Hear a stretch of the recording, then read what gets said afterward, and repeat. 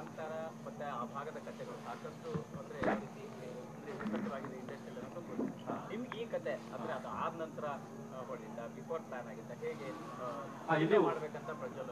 ಇದು ಚಂದ್ರಶೇಖರ್ ಬಂಡಿಯಪ್ಪ ಅವರು ಬರ್ದಿದ್ದ ಕತೆ.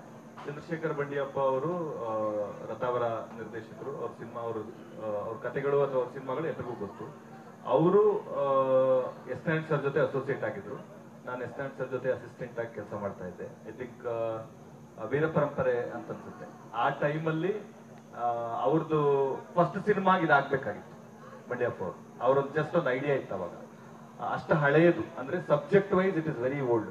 ಕರಾವಳಿಯ ಕಂಬಳ ಪ್ರಪಂಚದ ಮೇಲೆ ಒಂದು ಕತೆ ಮಾಡಬೇಕು ಅಂತ ಅನ್ನೋದು ಅವ್ರ ಐಡಿಯಾ. ಅಲ್ಲಿಂದ ಅದು ಆಗ್ಲಿಲ್ಲ, ಬೇರೆ ಬೇರೆ ಕಾರಣಗಳಿಗಾಗಿ ಅದಾಗ್ಲಿಲ್ಲ.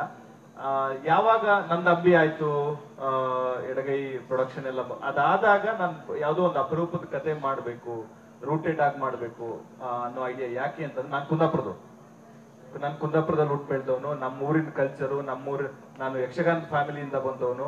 ನಮ್ಮ ಇಡೀ 4-6 ತಲೆಮಾರುಗಳೆಲ್ಲದೂ ಯಕ್ಷಗಾನದ ಸಂಬಂಧಪಟ್ಟ ಕಲಾವಿದರಿದ್ದಾರೆ, ಚಂಡೆಯವರಿದ್ದಾರೆ, ಮದ್ಲೆಯವರಿದ್ದಾರೆ, ಭಾಗವತರಿದ್ದಾರೆ, ಎಲ್ಲ ಕೆಲಸಗಳನ್ನ ಮಾಡ್ಕೊಂಡು ಬಂದವರು. ಸೊ ನಮ್ಮ ಊರಿನ ವಂಡಾರ್ ಅಂತ ಒಂದು ಊರಿದೆ, ನಿಮ್ಗೆ ಗೊತ್ತಿರುತ್ತೆ. ಒಂದು 150-200-180 ವರ್ಷದ ಇತಿಹಾಸ ಇದೆ ಕಂಬಳಕ್ಕೆ, ವಂಡಾರಿನ ಕಂಬಳಕ್ಕೆ. ಆ ತರದ ಒಂದು ಕಂಬಳದ ಪ್ರಪಂಚದ ಮೇಲೆ ಕತೆ ಮಾಡಬೇಕು ಅನ್ನೋ ಐಡಿಯಾ ಹಂಗ್ ಶುರುವಾಗಿತ್ತು. ಅದಾದ್ಮೇಲೆ ಕಾಂತಾರ ಬಂತು. ಬಟ್ ನಿಮ್ ಪ್ರಶ್ನೆ ಕಾಂತಾರಕ್ಕೂ ಇದಕ್ಕೂ ಸಿಮಿಲಾರಿಟೀಸ್ ಆ ತರದೇನೋ ಕೇಳಿದ್ರಿ ನೀವು. 100% ಇತ್ತು. ಆದ್ರೆ Kantara is a milestone cinema. ಒಂದು ಮೈಲಿಗಲ್ಲು ಸಿನಿಮಾ ಬಂತ. ಮುಂಗಾರು ಮಳೆ ಬಂದ 10 ವರ್ಷ ಆದ್ರೂ ಲವ್ ಸ್ಟೋರಿ ಮಾಡಿದ್ರೆ ಇದು ಮುಂಗಾರು ಮಳೆನಾ ಅಂತ ಕೇಳ್ತಾ ಇರ್ತಾರೆ. ಅಂದ್ರೆ ಜನರ ಮೇಲೆ ಅಷ್ಟರ ಮಟ್ಟಿಗಿನ ಪರಿಣಾಮ ಬೀರಿರೋ ಕಥೆಗಳು. ಫಾರ್ ಎಕ್ಸಾಂಪಲ್, ನಾನು ತುಂಬಾ ಕಡೆ ಈ ಎಕ್ಸಾಂಪಲ್ ಹೇಳಿದ್ದೀನಿ. ಪುಷ್ಪ ಬಂದಾದ್ಮೇಲೆ ದಸರಾ ಟ್ರೇಲರ್ ನೋಡಿದಾಗ ಎಲ್ಲರೂ ಅದು ಇದು ಒಂದೇ ತರ ಸಿನಿಮಾ ಅಲ್ವಾ ಅಂತ ಅನ್ಕೊಂಡ್ರು. ಆದ್ರೆ ಸಿನಿಮಾ ಥಿಯೇಟರ್ ಒಳಗಡೆ ಹೋದಾಗ ಗೊತ್ತಾಯ್ತು ಅದೇ ಬೇರೆ ಸಿನಿಮಾ, ಇದೇ ಬೇರೆ ತರ ಸಿನಿಮಾ ಅಂತ. ಮೇಲ್ನೋಟಕ್ಕೆ ಪ್ರಪಂಚ ಒಂದೇ ಆಗಿರೋದ್ರಿಂದ, ಅಂದ್ರೆ ವರ್ಡ್ ಆಫ್ ಕರಾವಳಿ, ವರ್ಡ್ ಆಫ್ ಕಾಂತಾರ ಒಂದೇ ಆಗಿರೋದ್ರಿಂದ ಹಂಗ ಅನ್ಸುತ್ತೆ. ಆದ್ರೆ ಅವೆರಡು ಬೇರೆ ಬೇರೆ ಕಥೆಗಳು. ಅದೊಂದು ಮೈಲ್ ಸ್ಟೋನ್ ಸಿನಿಮಾ, ಅದೊಂದು ಲೆಜೆಂಡರಿ ಮೈಲ್ ಸ್ಟೋನ್ ಸಿನಿಮಾ. ಇದೊಂದು ಬೇರೆ ತರದೇ ಕತೆ, ಅದಕ್ಕೂ ಇದಕ್ಕೂ ಯಾವುದೇ ಸಂಬಂಧ ಇಲ್ಲ. ಅದು ಅನ್ಸಿದ್ರು ಅದು ಒಳಗಡೆ ಹೋಗೋವರೆಗೂ ಅಷ್ಟೇ. ಚಿತ್ರಮಂದಿರದ ಒಳಗಡೆ ಹೋದ್ಮೇಲೆ ಇದೊಂದು ಬೇರೆದೇ ಪ್ರಪಂಚ, ಅದೊಂದು ಬೇರೆದೇ ಪ್ರಪಂಚ.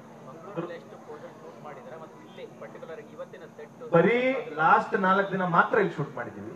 ಇದನ್ನು ಅಲ್ಲೇ ಮಾಡ್ಬೇಕಾಗಿತ್ತು, ಅನಿವಾರ್ಯ ಮಳೆಯ ಕಾರಣದಿಂದ ಆಗಿರ್ಲಿಲ್ಲ. ಆದ್ರೆ 99% ಶೂಟಿಂಗ್ ಅಲ್ಲೇ ಆಗಿರೋದು. ಕೊನೆಯ 4 ದಿನ ಮಾತ್ರ ಇಲ್ಲಿ ಮಾಡ್ತೀವಿ. ಓನ್ಲಿ 1 ಆಕ್ಷನ್ ಸೀಕ್ವೆನ್ಸ್ ಒಂದು, ಅದ್ ಬಿಟ್ರೆ ಬೇರೆ ಎಲ್ಲ ಅಲ್ಲೇ ಚಿತ್ರೀಕರಣ ಆಗಿದೆ. ಸರ್ ಗುರು ಸರ್ ಈ ಕಡೆ ಸರ್, ಭಾರತೀಯ ಇತಿಹಾಸ ಅಂತ ನೋಡೋದಾದ್ರೆ ಒಂದು ಕಾನ್ಫ್ಲಿಕ್ಟ್ ಯಾವಾಗ್ಲೂ ಇರುತ್ತೆ. ಒಂದು ಕೋಣ ಮತ್ತೆ ಹಸು ಅನ್ನೋದು ಅಂದ್ರೆ ಎರಡು ಪ್ರತೀಕವಾಗಿ ನಿಂತ್ಕೊಡುತ್ತೆ. ಒಂದು ಆರ್ಯ ದ್ರಾವಿಡ ಅನ್ನೋ ನೆಲಗಟ್ಟಿನಲ್ಲಿ ಕೋಣ ಅಂತಂದ್ರೆ ರಾಕ್ಷಸರು ಅಂತ ಬರುತ್ತೆ, ಹಸು ಅಂದ್ರೆ ದೈವ ಅಂತ ಬರುತ್ತೆ. ಬಟ್ ದಕ್ಷಿಣ ಭಾರತದಲ್ಲಿ ತುಂಬಾ ದೊಡ್ಡ ಹೆಮ್ಮೆ ಇರೋದು ಕೋಣಗಳಿಗೆ ಜಾಸ್ತಿ ಪ್ರಾಧಾನ್ಯತೆ ಕೊಡುವಂಥದ್ದು. ಸೊ ಆ ನಿಟ್ಟಲ್ಲಿ ಏನಾದ್ರು ಕತೆ ಹೋಗುತ್ತಾ ಅಂತ ನೋಡಿ. ಯಾಕಂದ್ರೆ ಮಹಿಷ ಪಾತ್ರದಲ್ಲಿ ಪ್ರಜ್ವಲ್ ಅವ್ರು ಕಾಣಿಸ್ಕೊತಾರೆ ಅಂತ ಹೇಳಿದ್ರು. ಸೊ ಅದೇನಾದ್ರು ಲಿಂಕ್ ಇದೆಯಾ? ಅಂದ್ರೆ ನನ್ಗೆ ಆರ್ಯ ದ್ರಾವಿಡರ ಇತಿಹಾಸದ ಬಗ್ಗೆ ಅಂತ ನಾಲೆಜ್ ಇಲ್ಲ. ಆದ್ರೆ ನಾವು ಯಾವ ಧರ್ಮದಿಂದ, ಯಾವ ಸಂಸ್ಕೃತಿಯಿಂದ ಬಂದವರು ಅಂತಂದ್ರೆ ಪಶುವಿಂದ ಹಿಡಿದು ಪ್ರತಿ ಪ್ರಾಣಿಗಳಲ್ಲೂ, ಎಲ್ಲ ಸಕಲ ಚರಾಚರ ಜೀವಿಗಳಲ್ಲೂ ಮನುಷ್ಯನ ನೋಡೋಣ ಅಂತನೂ ಒಂದು ಕಲ್ಚರ್ ಇಂದ ಬಂದಿರೋರು ನಾವು, ದಕ್ಷಿಣ ಭಾರತದವರು, ಎಲ್ಲ ಭಾರತೀಯರು ಸಾಮಾನ್ಯವಾಗಿ. ಸೊ ಹಾಗಾಗಿ ಆ ತರದಕ್ಕಿಂತ ಸಿಮಿಲಾರಿಟೀಸ್ ಅಂತ ಕರೆಯಕ್ಕಾಗಲ್ಲ.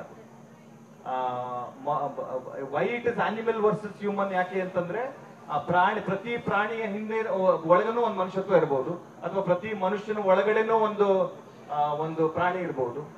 ಯಾಕೆ ಅಂತ ಅನ್ನೋದು ಎಲ್ಲ ಇತಿಹಾಸದಲ್ಲೂ, ಎಲ್ಲಾ ಉದಾಹರಣೆಗಳಲ್ಲೂ ಪ್ರೂವ್ ಆಗ್ತಾ ಹೋಗಿದೆ. ಆ ತರದೊಂದು ಎಲಿಮೆಂಟ್ ಅನ್ನ ಸ್ಟ್ರೈಕ್ ಮಾಡಬಹುದು ಅಂತ ಅನ್ಸುತ್ತೆ. ಈಗ ಪ್ರಜ್ವಲ್ ಸರ್ ಜೊತೆಗೆ ಮತ್ತೊಬ್ರು ಸ್ಟಾರ್ ನಟರಿದ್ದಾರೆ, ರಾಜ್ ಬಿ ಶೆಟ್ಟಿ ಅವರು. ಸೊ ಈ ರಾಜ್ ಬಿ ಶೆಟ್ಟಿ ಅವರು ಈ ಸಿನಿಮಾಗೆ ವಿಶೇಷ ಪಾತ್ರದಲ್ಲಿ ಕಾಣಿಸ್ಕೊಂಡಿದ್ದಾರೆ ಅಥವಾ ಇಡೀ ಸಿನಿಮಾದಲ್ಲಿದ್ದಾರೆ? ಅದ್ರ ಜೊತೆಗೆ ಇನ್ನೊಂದು, ಕರಾವಳಿ ಭಾಗದವರೇ ಆಗಿರೋದ್ರಿಂದ ಈಸ್ ಲೆಜೆಂಡ್, ಆ ಭಾಗದ ಎಲ್ಲಾ ಇತಿಹಾಸ ಗೊತ್ತು, ಕಲೆ ಗೊತ್ತು, ಎಲ್ಲದು. ನಿಮಗೆ ಏನಾದ್ರು ಸಜೆಷನ್ ಕೊಟ್ರ ಸಿನಿಮಾಗೆ, ಕತೆಗಾಗಿರ್ಬೋದು? ಪಾತ್ರದ ಬಗ್ಗೆ ಬೇರೆ ಏನು ಹೇಳಲ್ಲ, ಅದು ಸಿನಿಮಾದಲ್ಲಿ ನೋಡಿದ್ರೇನೆ ಚಂದ. ಮಹಾವೀರ ಅಂತನೋ ಪಾತ್ರನ ಸಿನಿಮಾ ಸ್ಕ್ರೀನ್ ಮೇಲೆ ನೋಡಿದ್ರೇನೆ ಚಂದ, ಕರಾವಳಿಯ ಒಳಗಡೆ ನೋಡಿದ್ರೇನೆ ಚಂದ. ಹಾಗಾಗಿ ಅದೊಂದು ಎಕ್ಸೈಟ್ಮೆಂಟ್ ಹಂಗೆ ಉಳಿಸ್ಕೊಳ್ಳೋಣ. ಆಮೇಲೆ when it comes to suggestion, ನಾವು ಅದೊಂದು ಪ್ರಾಸೆಸ್ ಇತ್ತು. ಅವರು ಈಸ್ ಬಿಸಿ ಇಂಟು ಅವ್ರ ಕೆಲಸದಲ್ಲಿ ಬಿಸಿ ಇದ್ರು, ಬೇರೆ ಬೇರೆ ಕಮಿಟ್ಮೆಂಟ್ಗಳಿತ್ತು. ನಾವ್ ಈ ಪಾತ್ರಕ್ಕೆ ಯಾರು ಅಂತ ಹುಡುಕ್ತಾ ಇದ್ವಿ, ಅದೆಲ್ಲ ಪ್ರಾಸೆಸ್ ಇತ್ತು, ಆಗ್ಲಿಲ್ಲ. ಆ ಪ್ರಾಸೆಸ್ ಅಲ್ಲಿ ಮೀಟ್ ಮಾಡ್ತಾ ಒಂದ್ಸತಿ ನೋಡ್ಬೋದಾ ನಾನು ಇಲ್ಲಿವರೆಗೂ ಆಗಿರೋದನ್ನ ಅಂತ ಕೇಳಿದ್ರು. ಆಯ್ತು ಅಂತ ಅವರು ಪೂರ್ತಿ ನೋಡಿದ್ಮೇಲೆ ನಾನು ಮಾಡ್ತೀನಿ, ಇದು ಇಂಟ್ರೆಸ್ಟಿಂಗ್ ಇದೆ, ನಾನು ಮಾಡ್ತೀನಿ ಅಂತ ಒಪ್ಕೊಂಡ್ರು. ಹಾಗೆ ಒಳಗಡೆ ಬಂದಿತ್ತು. ಉಳಿದಿರೋದನ್ನೆಲ್ಲದನ್ನ ಸ್ಕ್ರೀನ್ ಮೇಲೆ ನೋಡೋದಕ್ಕೆ ಆ ಎಕ್ಸೈಟ್ಮೆಂಟ್ ಇಟ್ಕೊಳ್ಳೋಣ ಅಂತ.